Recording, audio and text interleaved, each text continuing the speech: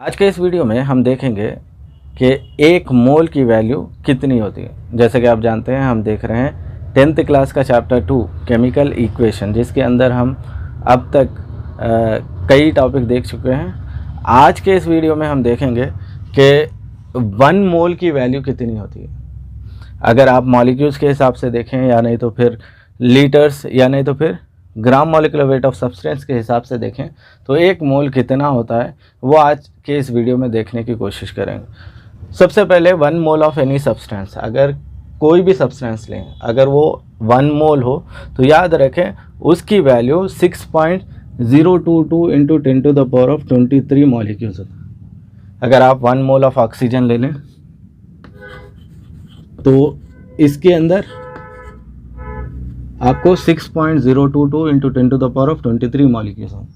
या नहीं तो फिर आप अगर 1 मोल ऑफ ऑक्सीजन के जगह पे 1 मोल ऑफ CO2 ले लें तो उसके अंदर CO2 के कितने मॉलिक्यूल हो गए? 6.022 इंटू 10⁻23 मॉलिक्यूल्स हो गए। याद रखें, कोई भी कंपाउंड अगर 1 मोल है तो उसके अंदर 6.022 इंटू 10⁻23 मॉलिक्यूल्स होंगे। अगर लीटर्स की बात करें तो 1 mole is equal to 22.4 litre. आप कोई भी 1 मोल गैस ले लें तो वो कितनी जगह ऑक्यूपाई करेगी? 22.4 लीटर्स ऑफ वॉल्यूम ऑक्यूपाई करेगी। अगर आप 1 मोल गैस को फैला दें, छोड़ दें यूँ ही, तो वो 22.4 लीटर्स की वॉल्यूम ऑक्यूपाई करेगी। तीसरी चीज़, 1 mole of any substance is equal to gram molecular weight of the substance. ये चीज़ इंपॉर्टेंट है, क्योंकि जब भी आप प्रॉब्लम्स करने जाएं तो ये दोनों में तो ज़्यादा कन्फ्यूजन नहीं होगा, क्योंकि यहाँ डायरेक्ट वैल्यू है, मगर इसमें आपको कन्फ्यूजन होगा। 1 mole of any substance is equal to gram molecular weight of the substance.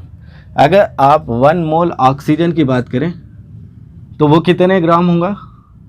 Oxygen, जैसे कि आप जानते हैं, ऑक्सीजन का एटॉमिक नंबर 8 है, उसका मॉलिक्यूलर वेट क्या है?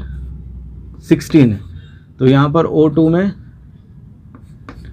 2 ऑक्सीजन मॉलिक्यूल है, तो इसका 32 grams of oxygen is equal to 1 mole of oxygen होगा।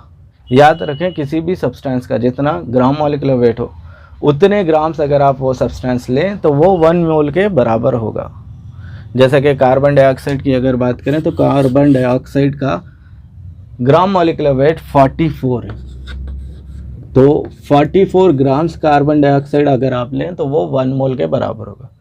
N2 की बात करें तो एक नाइट्रोजन 14 और 2 नाइट्रोजन का 28 ग्राम्स ऑफ नाइट्रोजन अगर लें तो आप उसको 1 मोल के बराबर कहें।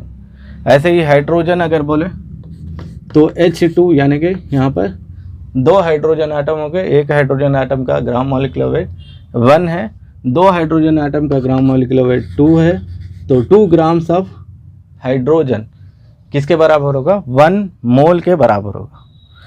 याद रखें, ये तमाम वैल्यूज़ जो भी आप देख रहे हैं, 1 mole is equal to 6.022 into 10⁻23 molecules हो, या नहीं तो फिर 1 mole is equal to 22.4 litres of volume हो, या नहीं तो फिर 1 molecule is equal to gram molecular weight of the substance.